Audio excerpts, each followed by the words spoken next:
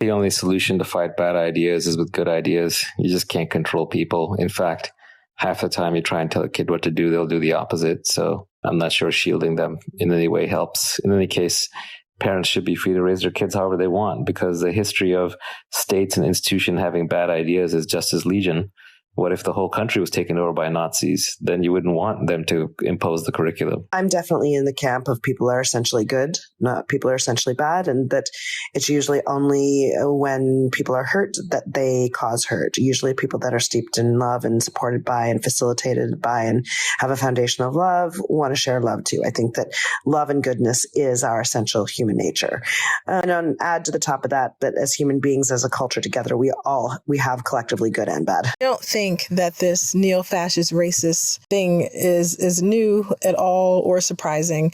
We know that a lot of institutions in American education came about, private institutions in particular came about because they did not want Black, Brown, and Asian students attending during integration. And so these private schools, largely under the Christian umbrella, were created. And so we also know that homeschooling has a long history also in this racism. Is the purpose of education to serve the child, or is part of the role of education to uphold democratic values?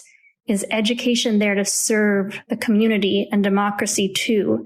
Is it a fiber that holds us together? And also, do most parents care enough to put intention into educational choices? And how do we keep track of those children who might be neglected? Probably an unpopular belief, but I actually am in favor of accountability for homeschoolers. I've been around long enough to have seen several cases of what I would consider to be educational neglect, even had to report a case of what I thought was physical abuse and neglect. And so I do think that for children who are vulnerable, although these same things can happen with children that are in public school and are just as likely, I do think as many safeguards as we can have is helpful.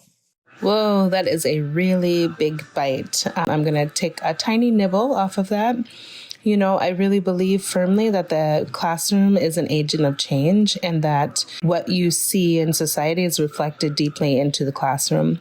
And that if we remain micro, we can really start to dive into some of these harder, difficult topics. I do fear, however, that not everybody's primary value is in education, and that making sweeping legislation or sweeping decisions based on families' choices is actually going to create families who put education first. I don't know that that is the truth. I do, however, want to point to a little bit more division between what is at-home parenting and what is the role of education in the education system.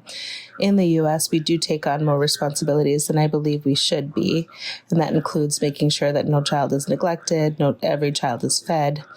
We just keep piling on top of teachers and educators more responsibilities. Naval, the homeschooling population has grown 3 times since pre-pandemic levels, and more people in tech and teachers are curating their children's education. Do you think that modular learning is the future of K through 12th grade education? I say modular to differentiate it from school at home, school online, or no school, or in worst cases, total neglect. If by modular you mean pick and choose and a la carte, yeah, that should be the future of everything. So, public schooling is one form of education. I don't believe public schooling is going anywhere. It is an option that some families like and want, but it's not the only game in town. And I think a dynamic, diverse education ecosystem with all kinds of different educational models, microschools, homeschooling, charter schools, hybrid schooling, virtual schooling, all of these different models, will really provide the greatest assortment of educational possibilities for families so that they're able to find just the right educational fit for each of their children. Manisha, you asked a great question about decentralization, if you think that's the future. I do believe the further we go along in the 21st century, in a few more generations, when we have generations of people that have grown up in Web 3.0 tools, that this idea of decentralization becomes more popular and more common. I think as of right now, there's still so many other pieces that play a part But at the same time, I have to realize that I have a certain advantage. The fact that I can be on my smartphone right now, even participating in this air chat when there are families that I know that still don't even have Wi-Fi. And so, those things make it extremely difficult to even introduce ideas of decentralized education to families where this is not their priority, because there's so many other needs that still need to be met. But I do believe all families prioritize their children. What I'm hoping for in the future of education is that there will be a paradigm shift where parents realize they are perfectly capable of educating their own children and curating their children's education.